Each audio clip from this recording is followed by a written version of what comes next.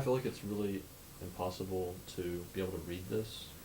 It's better to just like memorize it. It's okay. Because like 7 notes at once, I really don't see how I can like.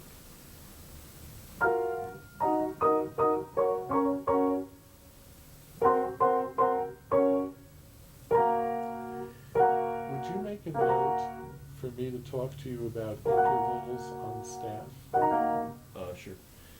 Because that's one of the ways that you can read 7 notes at the same time. Okay. The vertical distance between the notes gives you a clue about how far apart they are. Okay.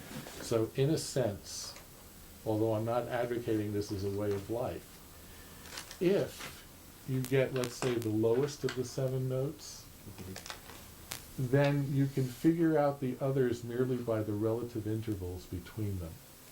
Okay. If I see the bottom note here and I know what that is, I'll know this is a fourth, a third, a sixth, and a third. And I'll show you how you can get used to that. What's it called? Just thinking intervallically when reading the notes.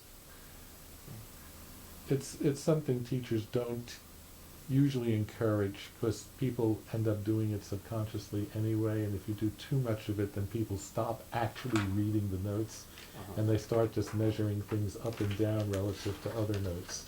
Okay. Yeah, I think I'd probably do that too.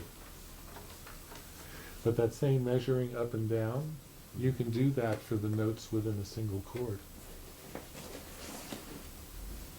Right, like Fourth and fifth. Higher, so Yeah. that's If you know your especially key for- signature. yeah, especially for notes that are off the Mm-hmm. like okay, this is D.